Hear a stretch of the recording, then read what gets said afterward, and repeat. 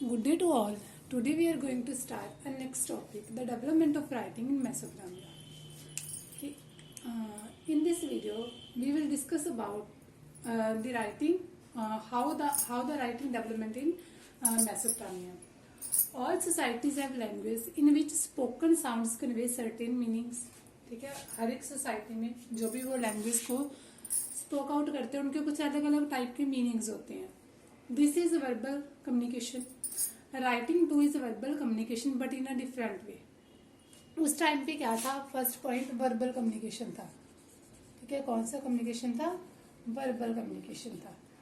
ठीक है, और ये एक अलग टाइप का टास्क होता है. The first Mesopotamian tablets were written around 3200 BCE. 3200 BCE. ठीक है, जो फर्स्ट टैबलेट थी वो इस टाइम पे लिखी गई. Which contained picture like sign and numbers. इसमें क्या था? सिर्फ वर्बली था, पिक्चर्स ड्रॉ की गई. ठीक है, साइंस थे कुछ या नंबरिंग थी. These were about 5000 list of auctions, fish, bread logs etcetera. ठीक है, इनकी कुछ लिस्ट्स बनी हुई थी. List of goods that were brought into और distribute from the temples of Uruk. ठीक है, जो उर्क के टेम्पल में जो डिस्ट्रीब्यूट की जाती थी जो भी थिंग्स, ठीक है, उसकी क्या लिस्ट, उसकी लिस्ट बना रखी थी कि कौन कौन सी थिंग है उसको डिस्ट्रीब्यूट किया जाता था और ये सब कुछ साइंस और नंबर में शो किया गया था. मेसोपोटामियंस road on tablets of clay. ठीक है, वो किसके ऊपर लिखते थे? Road on tablets of clay. ठीक है, वो क्ले के ऊपर लिखते थे. A scribe would clean pat it into a size he could hold comfortably in one hand.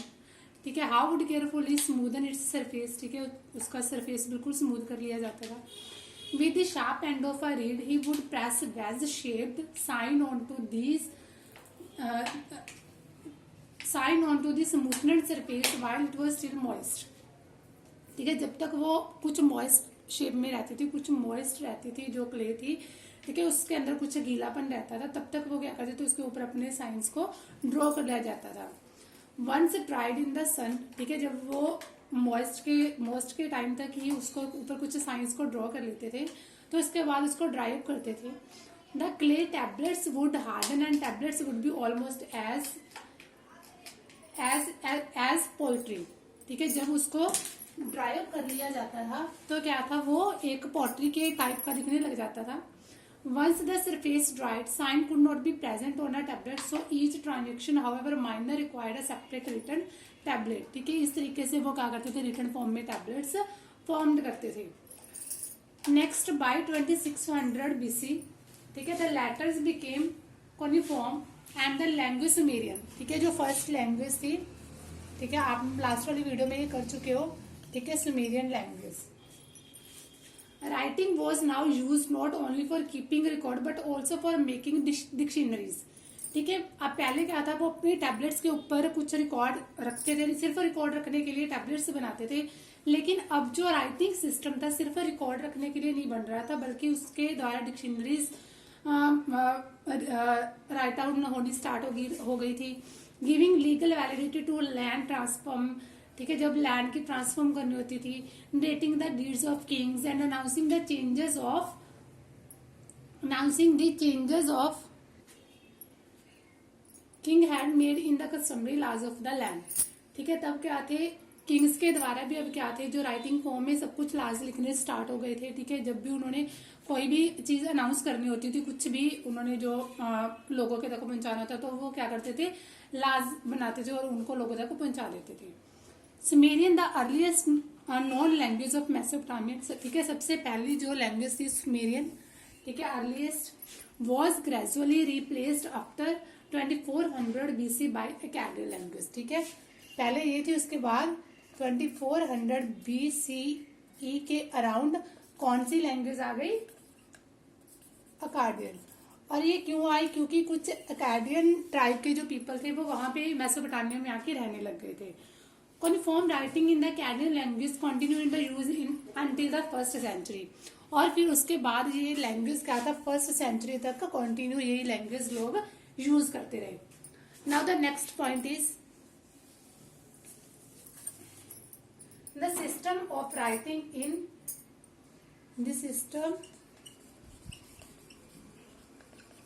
of writing in cuneiform. ठीक है, the system of writing in cuneiform.